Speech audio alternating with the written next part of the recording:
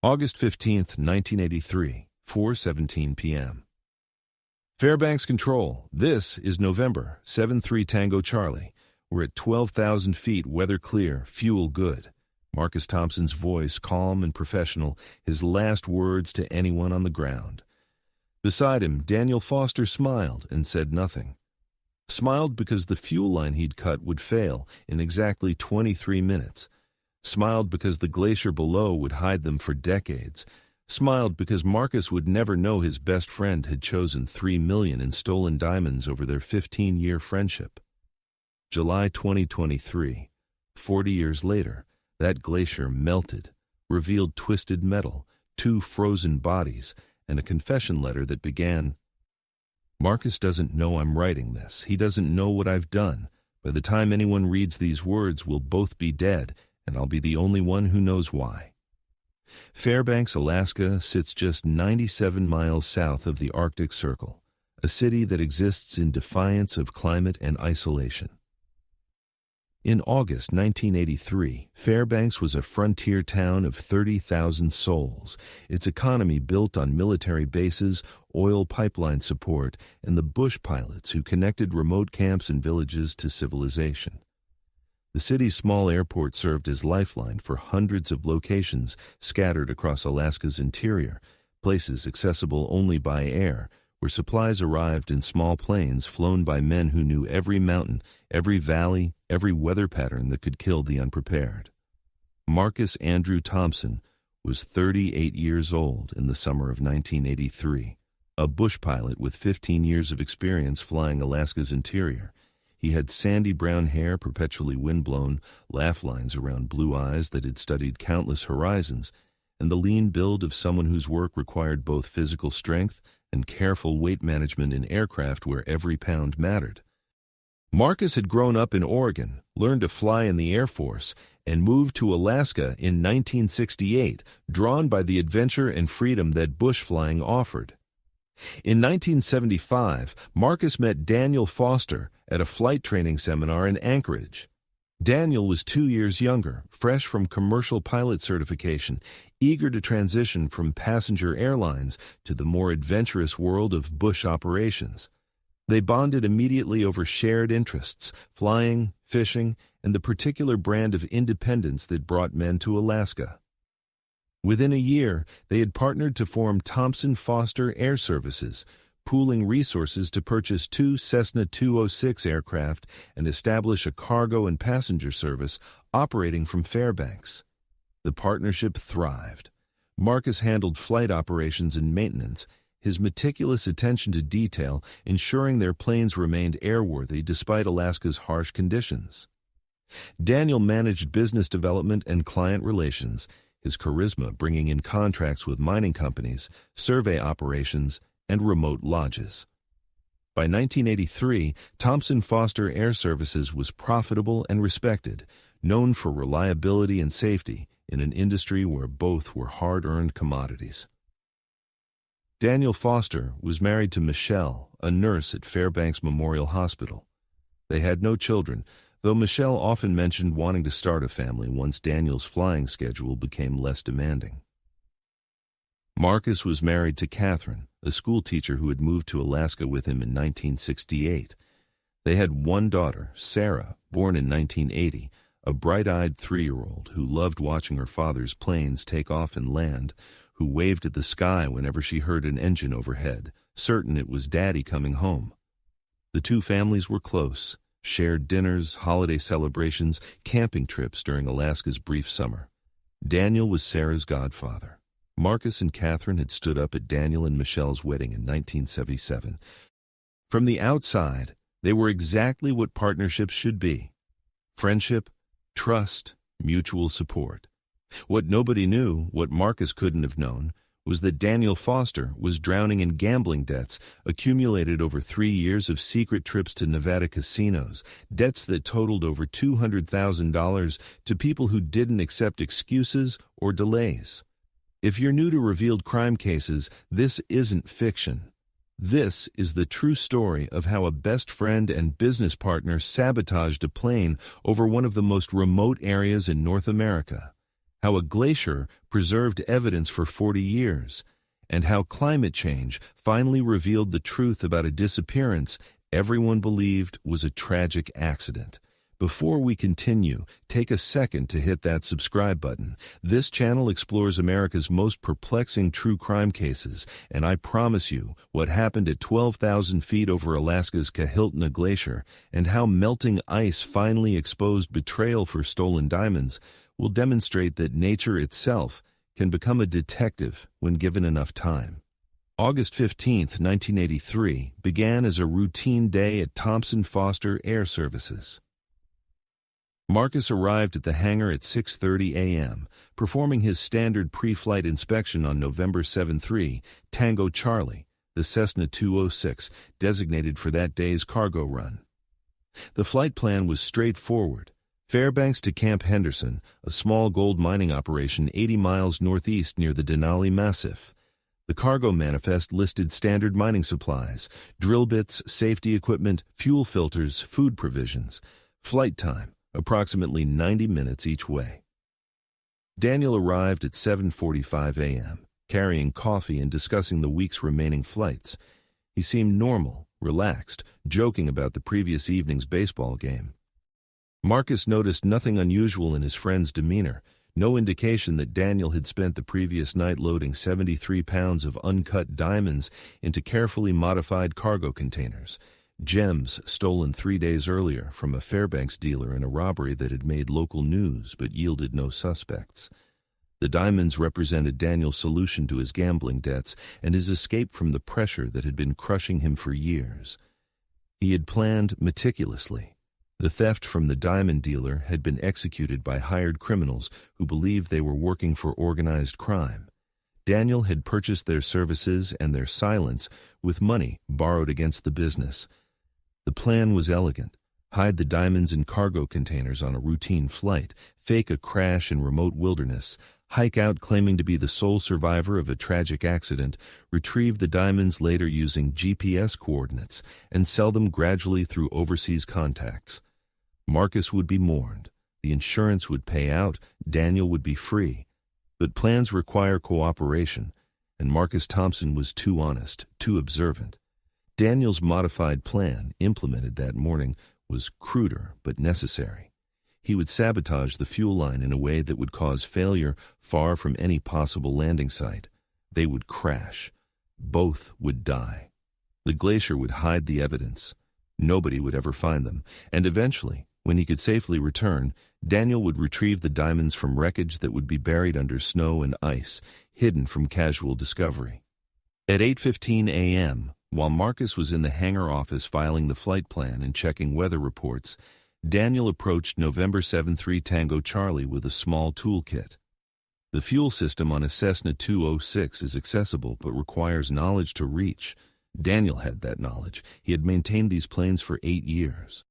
He loosened the fuel line connection at a specific point, creating a slow leak that would worsen with vibration and altitude changes. At low altitude, the leak would be minimal. At 12,000 feet under stress, the connection would fail completely. The engine would starve for fuel, and there would be no time to descend, no flat terrain for emergency landing, just mountains and glaciers and the certainty of fatal impact. At 9:30 a.m., Marcus and Daniel performed the pre-flight walk-around together, as they always did. Daniel pointed out the cargo loading, confirmed weights, and balance calculations.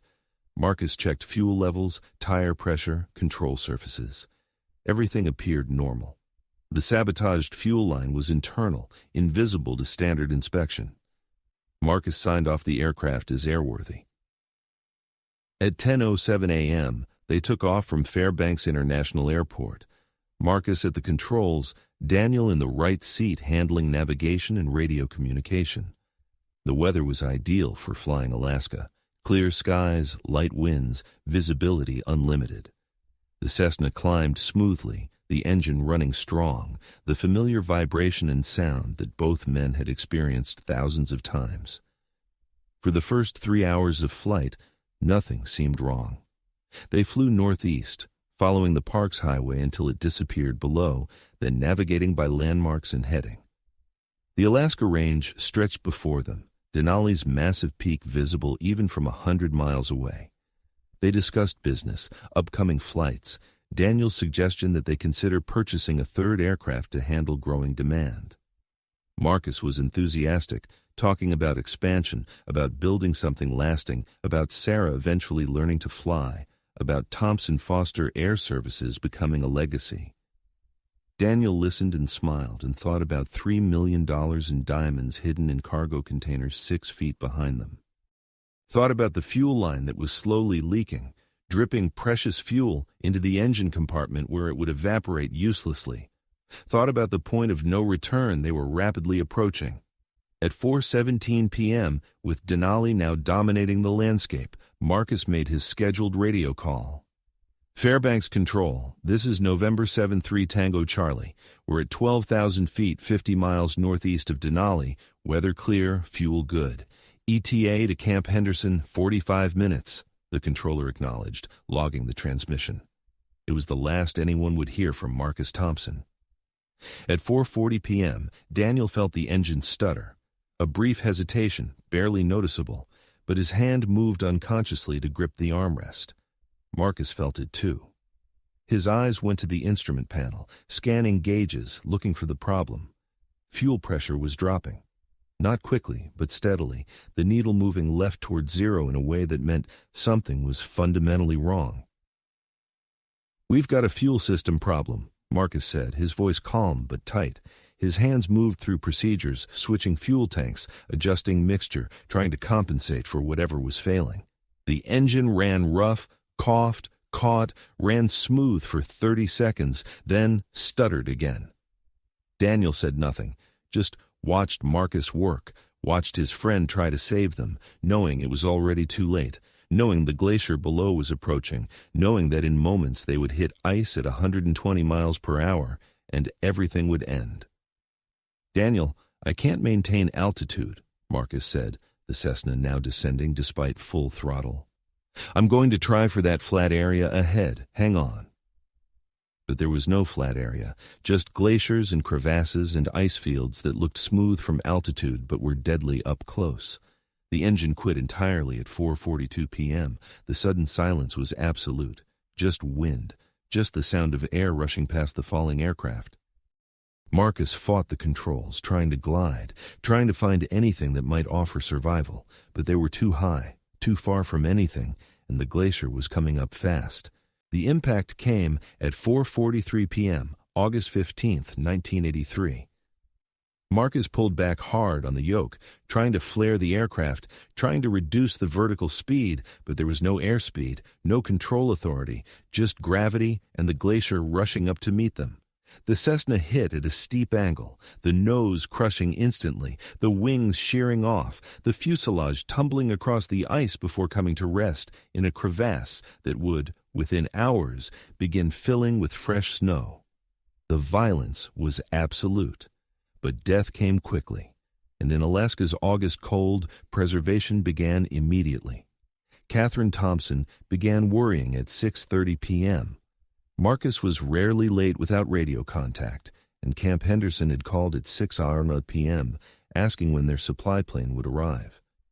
She tried reaching Marcus on the radio frequency they maintained at home for emergencies, but received only static. She called Daniel Foster's house. Michelle answered, said she hadn't heard from Daniel either, but wasn't concerned yet. Flying in Alaska meant flexible schedules. Weather delays were common. Mechanical issues sometimes required unscheduled stops. "Give it another hour," Michelle suggested. By 7:45 p.m., with the sun still high in Alaska's endless August evening, Katherine called Thompson Foster Air Services and spoke with their part-time dispatcher, retired pilot Jim Holloway. Jim checked the logs, confirmed Marcus's last radio transmission at 4:17 p.m., and calculated that the plane should have arrived at Camp Henderson by 5:00 p.m. at the latest. 3 hours overdue with no communication was serious. Jim immediately contacted the Alaska Rescue Coordination Center, the state agency responsible for coordinating search and rescue operations. The ARCC activated the Alaska Civil Air Patrol at 8:15 p.m., initiating procedures, honed through decades of searching for missing aircraft in the nation's largest and most unforgiving state. Alaska averaged 30 aircraft accidents per year, many involving bush planes that simply disappeared into wilderness. The state's geography, 1/5 the size of the entire continental United States, contained mountain ranges, glaciers, dense forests, and tundra stretching beyond comprehension. Finding a small plane in this vastness was like finding a specific grain of sand on a beach, except the beach was frozen, remote, and actively hostile to human life. Lieutenant Colonel James Hawkins, Civil Air Patrol commander, coordinated the initial response from his office in Anchorage. He reviewed Marcus Thompson's flight plan, last known position, and probable route. They were heading to Camp Henderson from Fairbanks, Hawkins told his team. Last contact was 50 miles northeast of Denali at 12,000 feet.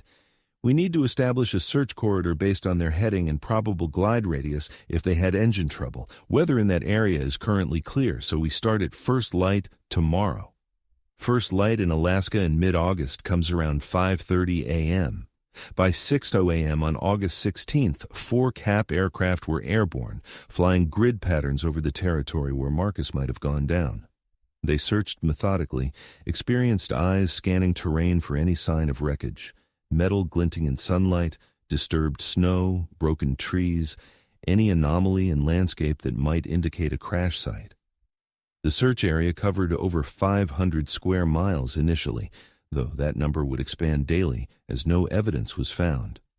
Katherine spent that first day at the airport, waiting in the CAP operations room with 3-year-old Sarah, who didn't understand why Mommy was crying or why everyone looked so serious. Michelle Foster arrived at noon, her face drawn with fear. The two women sat together, drinking coffee that went cold, watching maps where colored markers tracked search aircraft movements, hoping someone would report a sighting. "They'll find them," Michelle said, gripping Katherine's hand. "Daniel knows how to survive in the wilderness. If they're down, he'll keep Marcus safe until rescue arrives." Katherine wanted to believe this, wanted to imagine Marcus and Daniel huddled beside wreckage, waiting for the sound of engines, waving at search planes. But as hours became days, hope began its slow transformation into grief. The search continued for 3 weeks. Over 200 volunteer hours in aircraft, dozens more in ground teams checking areas accessible by road or hiking. The Alaska Air National Guard provided helicopter support, examining glaciers and mountain valleys that fixed-wing aircraft couldn't safely approach. Nothing was found. No emergency beacon signal, though 1983 technology was primitive, and beacons often failed on impact. No wreckage sighting, no indication that Marcus and Daniel had ever existed in that vast wilderness. Detective Sarah Martinez of the Alaska State Troopers was assigned to investigate the disappearance as a potential crime, standard procedure for missing aircraft. Martinez interviewed Katherine and Michelle, examined Thompson Foster Air Service's financial records, checked for any indication that Marcus or Daniel had enemies or reasons to disappear voluntarily. She found nothing suspicious. The business was profitable. Both men were well regarded. Their marriages appeared stable. The only unusual element was a robbery 3 days before the flight, when a Fairbanks diamond dealer named Gerald Morrison reported 73 pounds of uncut diamonds stolen from his safe. But there was no evidence connecting that theft to Marcus or Daniel. "In my assessment, this is a tragic accident," Martinez reported to her supervisor on September 8th. "Most likely scenario, engine failure over remote terrain, crash in an area we haven't searched, possibly in a crevasse or location obscured by snow. The aircraft and occupants are out there somewhere, but Alaska is vast. We may never find them." By mid-September, the active search was suspended. The case remained officially open, and CAP would investigate any reported sightings, but the intensive effort ended. Katherine and Michelle were informed that unless new evidence emerged, Marcus and Daniel would be presumed dead. The legal designation was missing, presumed deceased, allowing the wives to access life insurance benefits and begin the administrative process of becoming widows. The memorial service took place on September 24, 1983, at Fairbanks Community Church. Over 300 people attended, testament to how respected Marcus and Daniel had been in Alaska's tight-knit aviation community. Pilots who had known them, clients they had served, friends who had shared their adventure. The service featured an empty chair draped with Marcus's leather flight jacket and another with Daniel's, symbols of absence that affected everyone present. Katherine spoke briefly, her voice breaking as she talked about Marcus's love for flying, his dedication to family, his belief that Alaska represented freedom and possibility. Michelle spoke about Daniel's humor, his loyalty, his partnership with Marcus that had been built on friendship before business. Neither woman mentioned that they would spend the rest of their lives wondering what had really happened, whether their husbands had suffered, whether they were still out there somewhere, frozen in ice. The aftermath of the disappearance played out in typical patterns.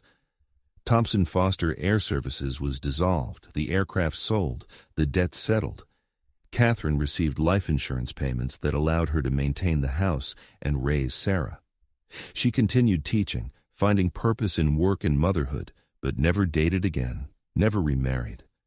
Sarah would grow up with a father she barely remembered, except through photographs and the stories her mother told. Michelle Foster struggled differently.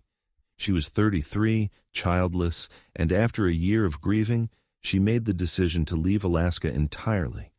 The memories were too painful, the landscape too associated with loss. In 1985, she moved to Seattle, eventually remarried a man named Thomas Price in 1988, and started the family she and Daniel had planned. She rarely spoke about her first husband, processing grief by moving forward rather than looking back. The case of the missing Cessna and its 2 occupants became one of dozens in Alaska's registry of unsolved aircraft disappearances. In a state where geography and weather killed regularly, where wilderness swallowed people and machines without trace, Marcus and Daniel's fate was tragic but not unique. Aviation safety organizations used their disappearance as a case study in the importance of emergency beacons and survival equipment. But beyond that, the story faded from public consciousness. What nobody knew, what couldn't be known in 1983, was where exactly the plane had crashed. The Kahiltna Glacier, one of Alaska's largest, stretched for 44 miles through the Alaska Range. The glacier was remote, rarely visited except by mountaineers approaching Denali, and its surface was constantly changing, shifting, covering and recovering whatever lay beneath. If an aircraft crashed onto the glacier, it would quickly be buried by snow accumulation, hidden beneath layers of ice, preserved but invisible. In 1983, climate change was a theoretical concern discussed primarily in scientific journals. Alaska's glaciers had been relatively stable for decades, their annual retreat and advance balanced in ways that had persisted for centuries. But warming was beginning, imperceptible at first, measured in millimeters of annual change. By the 1990s, the pace would accelerate. By the 2000s, Alaska's glaciers would be losing billions of tons of ice annually. And by 2023, the Kahiltna Glacier would have retreated dramatically, revealing what had been hidden since August 1983. But in September 1983, as the memorial service ended and mourners returned to their lives, as Katherine tucked Sarah into bed and tried to explain why Daddy wasn't coming home, as Michelle packed her belongings and prepared to leave Alaska behind, the glacier kept its secret. 2 men and a plane, and 73 pounds of stolen diamonds frozen in time, waiting for climate change to become detective, for warming temperatures to expose betrayal, for ice to finally speak truth that had been buried for 40 years. Katherine Thompson never left Fairbanks. Friends suggested she might find healing by moving somewhere with fewer memories, somewhere that didn't constantly remind her of Marcus. But Katherine refused. Sarah needed stability, she explained, needed to stay in the house where her father had lived, the community where people remembered him. What Katherine didn't say, what she could barely admit to herself, was that leaving felt like abandoning Marcus, like accepting he was truly gone rather than simply missing, waiting somewhere to be found. Sarah grew up with a ghost for a father. Her earliest memories were fragmentary, unreliable. A man's voice, strong arms lifting her, the smell of aviation fuel and leather jacket. By the time she was 5, she couldn't separate real memories from photographs and stories her mother told. Marcus became myth rather than man, an idealized figure whose absence defined Sarah more than his presence ever had. Other children had fathers who attended school events, coached sports, taught them to ride bikes. Sarah had photographs and annual visits to the memorial stone Katherine had placed in a Fairbanks cemetery, despite having no body to bury. Katherine returned to teaching the fall after Marcus disappeared, finding purpose in routine and the needs of second graders who required her attention more than her grief did. She never dated, never sought to replace Marcus. Friends set up occasional blind dates in the first few years, but Katherine declined politely until they stopped asking. She wasn't waiting for Marcus to return, she told herself.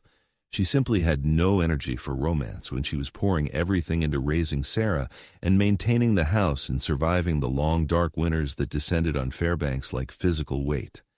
Money was tight, but manageable. The life insurance had been modest, invested carefully to provide supplemental income.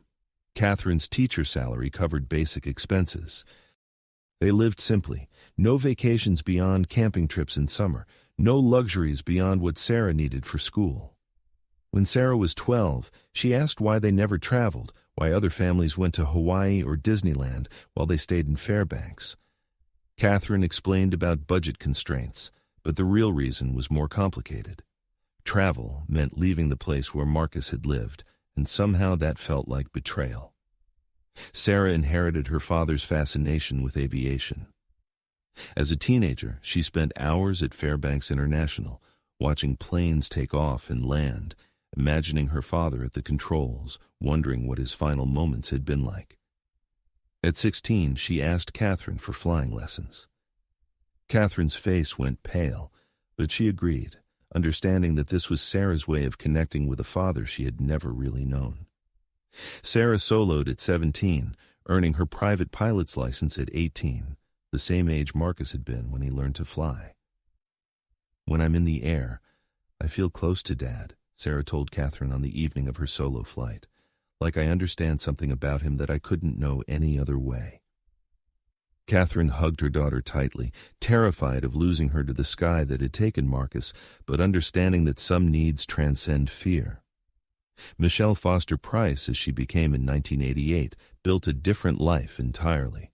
Seattle was deliberately chosen for its distance from Alaska, for weather that was milder and landscape that reminded her of nothing from her years with Daniel.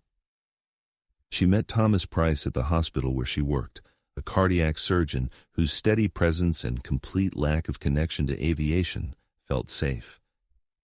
They married quickly, had 2 children, built a comfortable life in a suburb where nobody knew about Michelle's first husband who had disappeared into Alaska wilderness.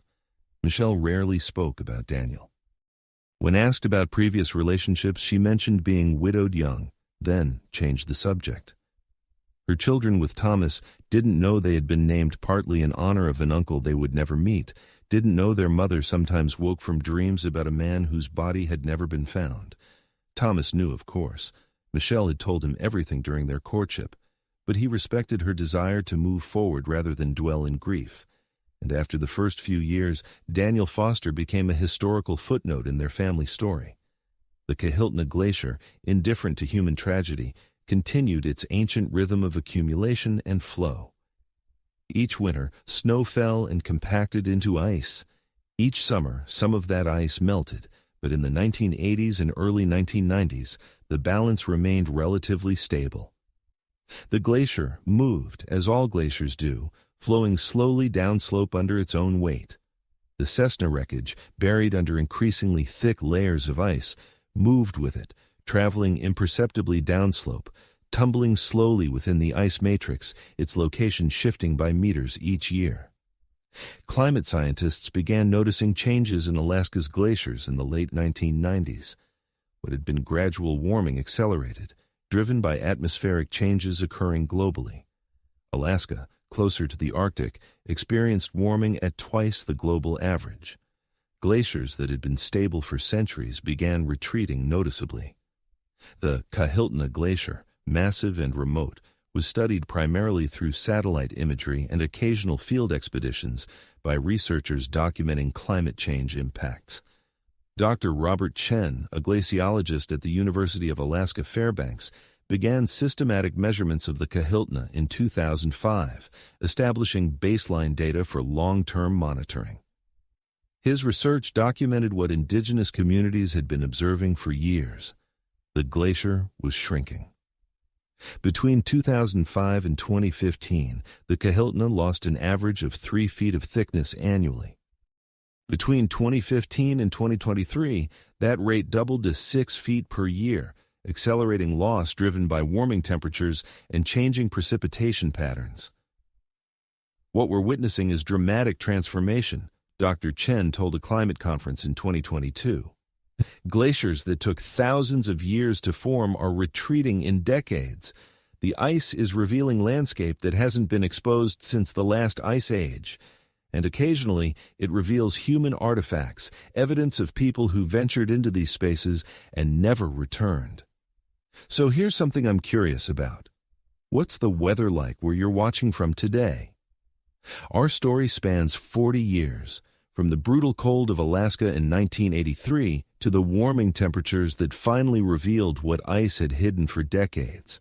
Climate change isn't just an environmental story. It's become a forensic tool, exposing secrets buried in ice. Drop your location and current weather in the comments. It's fascinating to connect with viewers worldwide, all drawn to these stories where nature itself becomes detective, where time and temperature combine to deliver truth that humans couldn't find. Katherine Thompson followed news about Alaska's melting glaciers with interest detached from personal connection. She understood intellectually that warming was revealing things long hidden, but never considered that one of those things might be her husband. Marcus's case was 40 years old by 2023. Katherine was 78, retired from teaching, living in the same house she and Marcus had purchased in 1976. Sarah was 43, a commercial pilot for a regional airline, married with 2 children Katherine adored. The anniversary of Marcus's disappearance, August 15th, remained significant in Katherine's calendar. Each year, she and Sarah visited the memorial stone, placed flowers, stood in silence, remembering a man who had been gone longer than he had been present in their lives. In 2023, on the 40th anniversary, they made their usual visit. Katherine, increasingly frail, leaned on Sarah's arm as they walked through the cemetery. 40 years, Katherine said, studying the stone that bore Marcus's name and the dates 1945, 1983. Longer than we were married, longer than you've been alive. I'm 78 years old, Sarah. I've spent more of my life without your father than with him, and I still miss him every day. Sarah hugged her mother. I know, Mom. I miss him too, or miss the idea of him. It's hard to miss someone you barely remember, but I miss having a father. I miss what we could have been. Neither woman knew that 300 miles away, on a glacier they would never visit, ice was retreating from wreckage that would, within weeks, answer questions they had stopped asking because answers seemed impossible. The case of Marcus Thompson and Daniel Foster existed in Alaska State Trooper archives as a historical file, one of dozens of unsolved aircraft disappearances from the 1980s. Occasionally, a new investigator would review cold cases, see the Thompson-Foster file, read the reports, and conclude what everyone before had concluded. Tragic accident, aircraft never found, occupants presumed deceased, nothing to investigate further, no new leads, just Alaska's wilderness keeping secrets the way it had for millennia. Thompson-Foster Air Services was long forgotten. The business dissolved in 1984, the assets liquidated, the debts settled. The hangar where Marcus had performed maintenance was now used by a different operator. The routes Marcus and Daniel had flown were serviced by other pilots in other aircraft. Aviation in Alaska continued, as it always did, pilots accepting the risks inherent in flying one of the world's most challenging environments. The diamonds stolen from Gerald Morrison's business in August 1983 remained an unsolved case as well. Morrison had eventually recovered from the financial loss through insurance, though he never fully recovered from the violation of having his business broken into, his safe cracked, his inventory stolen. He retired in 1998, sold the business, moved to Arizona. The case was officially open but inactive, no suspects, no leads, no realistic expectation of solving a 40-year-old property crime. What connected these disparate threads? Katherine's quiet grief, Sarah's inherited love of flying, Michelle's reinvented life in Seattle, the melting glacier, the unsolved diamond theft, the missing aircraft, was time and temperature.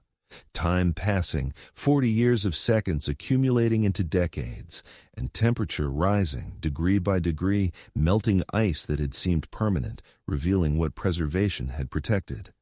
In July 2023, Dr. Chen led a field expedition to the Kahiltna Glacier, documenting retreat that had accelerated beyond his model's predictions. His team of graduate students and fellow researchers hiked across terrain that had been under ice just 5 years earlier, measuring, photographing, collecting data that would contribute to understanding climate change impacts. They weren't looking for anything except scientific measurements. They certainly weren't expecting to solve a 40-year-old mystery.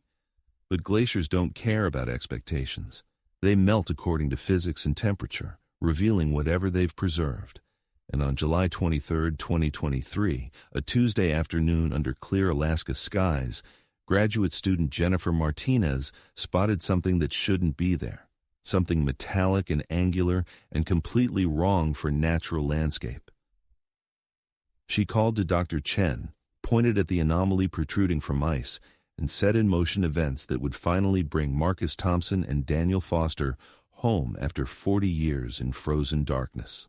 Jennifer Martinez was 24 years old, a doctoral student in glaciology at the University of Alaska Fairbanks, experiencing her first major field expedition. She had spent the morning taking ice core samples, measuring temperature gradients, and photographing retreat patterns for Dr. Chen's climate documentation project. The work was physically demanding but intellectually exhilarating, the kind of field work that had drawn her to glaciology in the first place.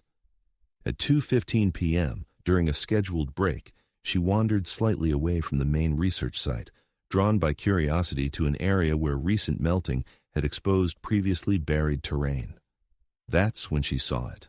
Metal, twisted and corroded by decades of ice contact, but unmistakably manufactured, unmistakably wrong for this landscape of rock and ice. Jennifer's first thought was trash, some hikers' abandoned equipment, but as she approached, the scale became apparent. This wasn't a discarded fuel canister or camping gear. This was large, angular, embedded in ice that was still retreating. She pulled out her radio. "Dr. Chen, you need to see this. I found something. Metal wreckage of some kind, maybe 50 meters from our main site."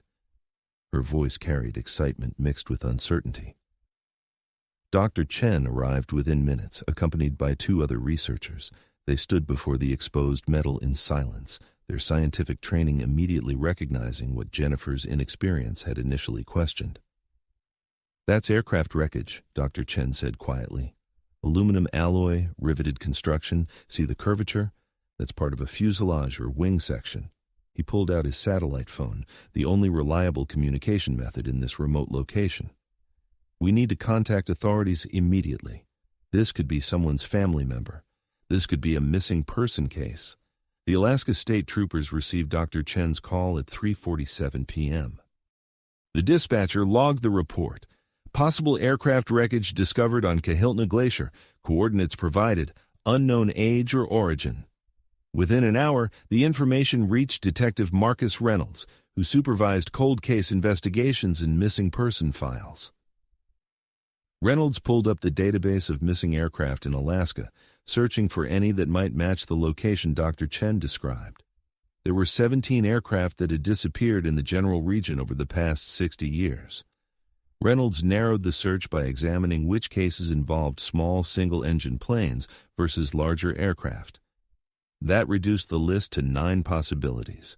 Of those 9, 3 had disappeared in the 1980s, and one of those 3 had last radioed position within 50 miles of where wreckage had now been found. November 7-3, Tango Charlie, Marcus Thompson, and Daniel Foster, missing since August 15, 1983.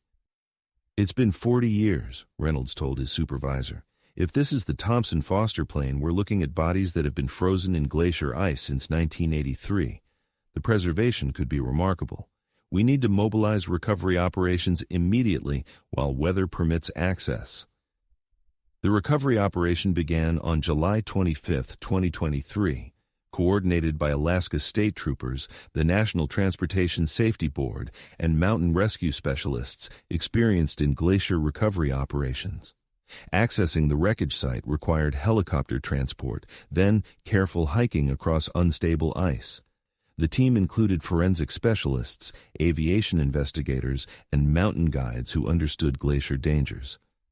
Dr. Sarah Brennan, Alaska's chief medical examiner, accompanied the team.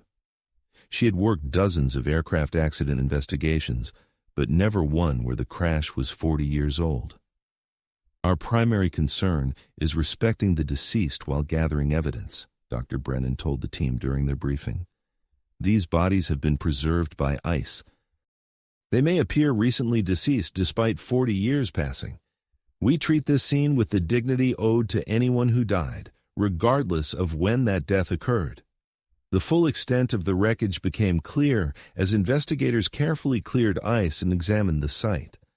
The Cessna had impacted nose first, the front of the aircraft crushed, the wings sheared off, the fuselage broken but largely intact. The plane had come to rest in a shallow depression that had, over time, filled with snow and ice, burying it completely. Only recent dramatic glacier retreat had exposed the tail section, the first piece Jennifer Martinez had spotted. Inside the crushed cockpit, visible through the broken windscreen, were two bodies. They sat in the pilot and co-pilot seats, still strapped by seatbelts, preserved by 4 decades of sub-zero temperatures so perfectly that they appeared almost lifelike. Facial features were intact, though skin had taken on the waxy appearance typical of frozen remains. The pilot wore a brown leather jacket. The co-pilot wore a blue windbreaker. Both were frozen in positions that suggested they had died on impact. No evidence of suffering, just the sudden violence of collision. The recovery of human remains from ice requires extreme care. Bodies frozen for decades are fragile, tissues crystallized, limbs brittle. Dr. Brennan and her team worked methodically, documenting the scene with photographs and video before attempting to move anything. They noted every detail: the position of the bodies, the condition of the aircraft, the cargo containers visible in the rear of the fuselage. It was during the photographic documentation that investigators noticed something unusual. The co-pilot's right hand was positioned oddly, gripped around something, holding an object close to his chest. As Dr. Brennan examined the hand more closely, she realized what it was. A plastic Ziploc bag, the kind used for sandwiches or documents, sealed and clutched with deliberate purpose. "There's something in his hand," Dr. Brennan called to Reynolds, who was supervising the scene documentation. "A bag, sealed. He's holding it like he wanted to make sure it was found." With careful effort, using warming tools to slightly thaw the frozen fingers, Dr. Brennan extracted the bag from the co-pilot's grip. Inside, protected from moisture by the plastic seal and preserved by the ice, was paper. Notebook paper, covered in handwriting, folded carefully. Reynolds photographed the bag and its contents in situ before Dr. Brennan opened it. The writing was in blue ballpoint pen, the ink remarkably preserved, legible despite 4 decades in extreme conditions. The first line made Reynolds's breath catch. "Marcus doesn't know I'm writing this. He doesn't know what I've done. By the time anyone reads these words, we'll both be dead, and I'll be the only one who knows why." The letter continued for 3 pages, a confession written by someone who knew death was imminent and wanted truth to survive even if he didn't. Daniel Foster had written it during the final minutes before impact, while Marcus fought to control the failing aircraft while the glacier approached and options disappeared. The letter explained everything: the gambling debts, the stolen diamonds, the sabotage, the plan to fake survival and retrieve the diamonds later. It explained how Marcus had discovered the diamonds mid-flight, how Daniel had already sabotaged the fuel line, how there was no way to undo what he'd set in motion. "I am a coward," Daniel had written. "I chose money over friendship. I killed my best friend, the only person who ever truly trusted me, because I was too weak to face the consequences of my choices. By the time anyone finds us, I'll be dead too." This isn't redemption. This is just truth. Marcus deserves truth. His family deserves truth. I'm sorry. God forgive me. I'm so sorry. If this story has moved you, if it demonstrates how nature can preserve truth even when humans try to hide it, please take a moment to subscribe to our channel. Your support helps us continue bringing attention to cold cases solved through unexpected means, cases where families waited decades for answers that finally emerged through science, climate change, and the determination of investigators who never stop searching.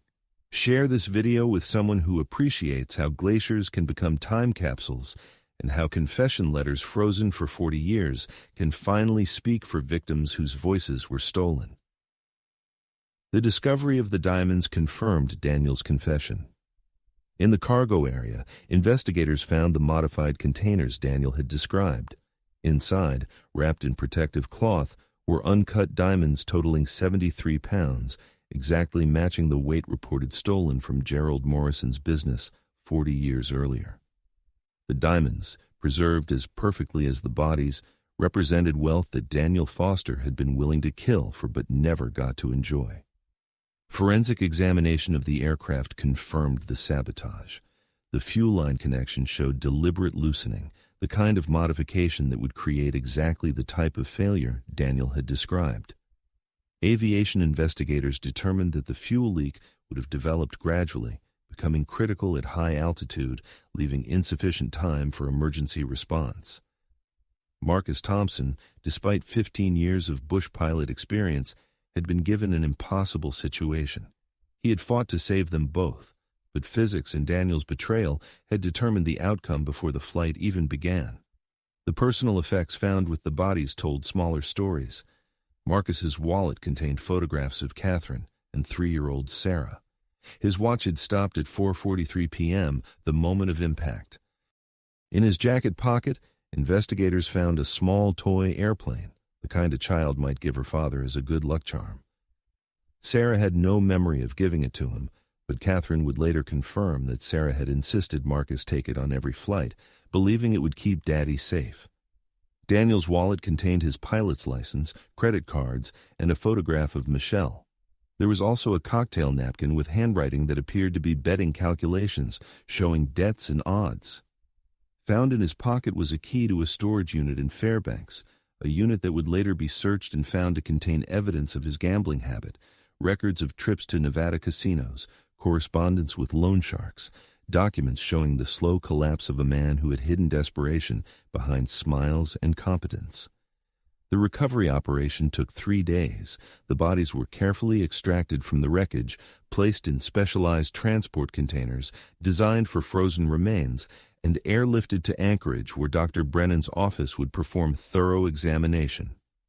The aircraft wreckage was documented, photographed from every angle, and key pieces were recovered for aviation safety investigation. The diamonds were logged as evidence, their value now estimated at over $15 million, given market changes over 40 years. On July 28, 2023, Alaska state troopers prepared to make notifications that would change lives. Katherine Thompson, now 78 years old, Sarah Thompson Williams, 43, Michelle Foster Price, 73. 3 women who had spent 40 years with an incomplete story were about to learn the truth. Detective Reynolds prepared himself for conversations he had given many times in his career, but never spanning 4 decades, never involving victims whose absence had shaped entire lifetimes. The glacier had kept its secret for 40 years. Climate change, often discussed as environmental tragedy, had in this case served justice by revealing what human searchers could never have found. Marcus Thompson and Daniel Foster, frozen in their final moments, preserved by ice that eventually melted, exposing betrayal and truth in equal measure. The confession letter Daniel had written while Marcus fought to save them both had survived, giving Marcus the voice Daniel had tried to silence, giving families answers they had stopped hoping to receive. Detective Marcus Reynolds made the first call on July 28, 2023, at 10:00 a.m. Alaska time. Katherine Thompson answered on the third ring, her voice tentative in the way of elderly people receiving unexpected calls. Reynolds identified himself, explained he was calling about her husband Marcus, and asked if someone could be with her before he continued. Katherine's breath caught. After 40 years, she knew that a call like this meant only one thing. Marcus had been found. Sarah arrived at her mother's house within 20 minutes, having received Reynolds's request to come immediately. She sat beside Katherine on the couch where her mother had waited through 40 winters, held her hand, and nodded to Reynolds.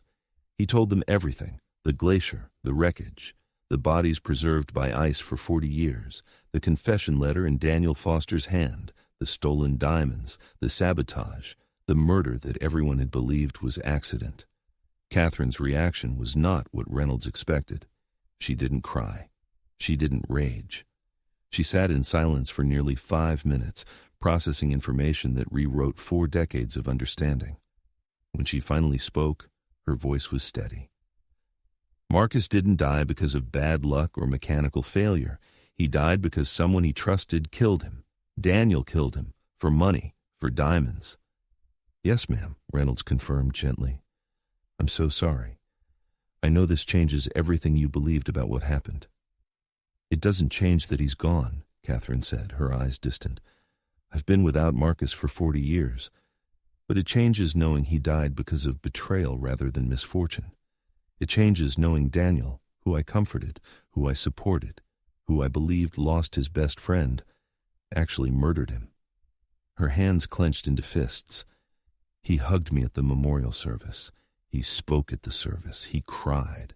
And all of it was performance. While Marcus was frozen in a glacier Daniel put him in. Sarah's reaction was different, more volatile. I grew up without a father because of that bastard. Mom raised me alone, struggled financially, never remarried, spent 40 years grieving, and it was all because Daniel Foster wanted money. Her voice rose with each sentence. Where is he? Where's Daniel? He needs to answer for this. Reynolds explained that Daniel had died in the crash, that justice in the traditional sense wasn't possible. But he assured them that the truth would be public, that Daniel's reputation would be destroyed posthumously, that everyone who remembered him as a friend and partner would know he was actually a murderer. Small comfort, perhaps, but truth mattered, especially truth delayed 40 years. The notification to Michelle Foster Price was more complicated. Reynolds contacted Seattle Police Department, requesting they make the notification in person given Michelle's age and the nature of the information. 2 Seattle detectives arrived at Michelle's suburban home on July 28th at 3 p.m. Pacific Time. Michelle, now 73, silver-haired and grandmother to 5, welcomed them into a living room that contained no photographs of Daniel, no reminders of her Alaska years, no indication she had been anyone except Thomas Price's wife. When the detectives explained what had been found, Michelle's face went through rapid transformations: shock, disbelief, and finally something that looked like terrible understanding. I didn't know, she said immediately, her voice firm. I need you to understand that. I didn't know about any diamonds. I didn't know Daniel had gambling problems. I didn't know he sabotaged that plane. I was 23 years old when he disappeared. I grieved for him. I mourned him. I eventually moved on. And now you're telling me my first husband was a murderer. The detectives assured her she wasn't under investigation, that Daniel's confession letter made clear Michelle had no knowledge of his crimes. But they needed to ask questions, needed to understand if she had ever suspected anything, ever noticed behavioral changes or financial irregularities. Michelle answered everything, her voice growing steadier as she processed information that demanded complete reevaluation of 5 years of her life. Daniel was charming, Michelle told them. Fun, adventurous, the kind of man who made Alaska feel exciting rather than isolating. But looking back with this information, there were times he was gone without good explanation. Mood swings I attributed to stress, Financial secrecy I thought was just typical male pride. I didn't connect any of it to gambling or theft or, she paused, murder. How do you recognize a murderer when he's your husband, sleeping beside you, telling you he loves you? The formal identification of Marcus Thompson's remains was completed on July 30th through dental records that had been preserved in his dentist's files for 40 years. The identification was conclusive. Daniel Foster's identification was similarly confirmed. Dr. Brennan's examination revealed that both men had died on impact, massive trauma consistent with aircraft crash, no evidence of survival beyond the moment of collision. Marcus had been at the controls when they hit, still fighting, still trying. Daniel had been in the co-pilot seat, confession letter already written and sealed, waiting for the end he had orchestrated. The stolen diamonds were traced definitively to the 1983 Fairbanks robbery. Gerald Morrison, now 87 and living in Arizona, was contacted and informed that the case was solved. 40 years, Morrison said when interviewed by phone. I built my business back. I moved on. And all this time, the diamonds were in a glacier, sitting with the bodies of the men who stole them, one of whom was murdered by the other. You couldn't write fiction this strange. The aviation investigation confirmed every detail of Daniel's confession. The fuel line had been deliberately loosened, creating a slow leak that became critical at high altitude. The modification was subtle but unmistakable, requiring knowledge of the aircraft's fuel system and deliberate intent. The National Transportation Safety Board issued a report concluding that November 7-3 Tango Charlie had been sabotaged, that Marcus Thompson had been victim of murder, that only the glacier's preservation and climate change's revelation had exposed truth that would otherwise have remained forever hidden. Sarah Thompson Williams, as a commercial pilot herself, understood the technicalities in ways her mother couldn't. She reviewed the NTSB report, studied the photographs of the sabotaged fuel line, and recognized exactly what Daniel had done. Dad never had a chance, she told Katherine. Daniel created a situation where failure was inevitable at exactly the wrong location. Dad's skill couldn't overcome sabotage designed to kill them both, and Daniel wrote his confession while Dad tried to save them. That's sociopathic. That's beyond just greed. That's evil. The funeral took place on August 15, 2023, exactly 40 years to the day after Marcus Thompson's final flight. The service was held at Fairbanks Community Church, the same church where his memorial had been held in 1983, but this time with a body to bury, with certainty to replace 4 decades of questions. Over 200 people attended, a mixture of Katherine and Sarah's friends, aviation community members who remembered Marcus, and people drawn by the extraordinary story that had captivated Alaska and beyond. Katherine spoke briefly, her voice strong despite her age. Marcus was 38 when he died. I was 38. We thought we had decades ahead of us. Instead, I had 40 years of wondering, of grief without closure, of loving a man whose fate I couldn't know. Today, I finally have answers. Terrible answers, but answers. Marcus died because someone he trusted betrayed him in the worst way possible. But the glacier preserved him, protected him, kept him until the world was ready to reveal truth. I'm 78 years old. I've waited my entire adult life for this moment. Marcus is finally home. Sarah spoke about her father's legacy, about growing up with his absence, about becoming a pilot herself to understand what he loved. I'm 43, she said, older than my father was when he died. I have 2 children. I've lived a full life, and I've spent all of it wondering about a father I barely remember. The glacier gave me answers. Climate change, which we often discuss as tragedy, in this case served justice. The ice melted and returned my father. That's more than most families with missing loved ones ever receive. Michelle attended the funeral, despite the complicated nature of her connection to the case. She sat in the back, unnoticed by most, and left quietly afterward. She later issued a statement through an attorney expressing condolences to the Thompson family and clarifying that she had no knowledge of Daniel's crimes. I was married to a man I didn't truly know, the statement read. I grieve for Marcus Thompson and his family. I grieve for the person I believed Daniel was, and I'm grateful the truth finally emerged, however devastating that truth may be. Marcus was buried beside the memorial stone that had marked his absence for 40 years. The stone was updated with new information. Marcus Andrew Thompson, 1945-1983, bush pilot, loving husband and father, murdered by betrayal. Finally, home after 40 years in ice. The inscription was blunt, but Katherine insisted on truth over euphemism. Daniel Foster received no burial. His remains were cremated, and his ashes were not claimed by Michelle or any family member. He died in infamy, his reputation destroyed by his own confession, remembered only as the man who murdered his best friend for diamonds. The case became a landmark example of how climate change can serve as inadvertent detective.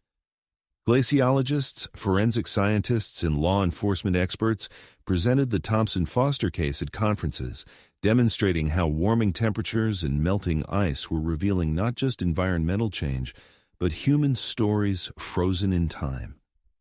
Other glacier-preserved discoveries followed: hikers lost in the 1970s, climbers who disappeared in the 1960s, artifacts from earlier eras. The ice was releasing secrets, and science was ready to read them. If Marcus's story has moved you, if it demonstrates that nature preserves truth in time, eventually reveals what humans try to hide, please subscribe to our channel. Your support ensures we continue bringing attention to cases solved through unexpected means, cases where families waited lifetimes for answers that finally emerged through science and determination. Share this video with someone who appreciates how glaciers can preserve evidence and how confession letters frozen for 40 years can finally deliver justice. Leave a comment about what aspect of this investigation resonated with you most. Katherine Thompson died peacefully in her sleep on November 3, 2023, less than 4 months after Marcus was finally buried. She was 78 years old. Sarah told friends that her mother had been holding on, waiting for closure. And once she had it, once Marcus was home, she could finally let go. Katherine was buried beside Marcus, their stones side by side, together in death after 4 decades of separation. The diamonds, valued at over $15 million, became subject to legal proceedings regarding ownership. The original dealer's insurance company claimed them. The state of Alaska argued they were abandoned property. After 2 years of litigation, a judge ruled that the diamonds would be sold and the proceeds split between the Morrison family insurance claim and a fund established to support families of missing persons in Alaska. Justice, imperfect but present, distributed across decades and beneficiaries. Sarah continues flying commercially, carrying her father's small toy airplane in her flight bag, the one found in his pocket when the glacier released him. She tells her children stories about their grandfather, about his skill and courage, about how he died fighting to save a friend who had already killed him. She tells them about the glacier that preserved him, about climate change that revealed him, about truth that waited 40 years but finally arrived. The Kahiltna Glacier continues melting, retreating at accelerating rates, revealing landscape that has been hidden for millennia. Scientists document the changes, measure the loss, and occasionally discover what the ice has protected. Each discovery tells a story. Each story reveals truth. And sometimes those truths bring justice to people who waited lifetimes for answers. August 15, 1983. Marcus Thompson died at 4:43 p.m., murdered by betrayal, preserved by ice, his truth frozen for 40 years. July 23, 2023. That truth emerged, carried in a confession letter, exposed by climate change, delivered by nature's slow revelation. The glacier kept Marcus safe until the world was ready to hear his story. And in the end, the ice that killed him also gave him justice.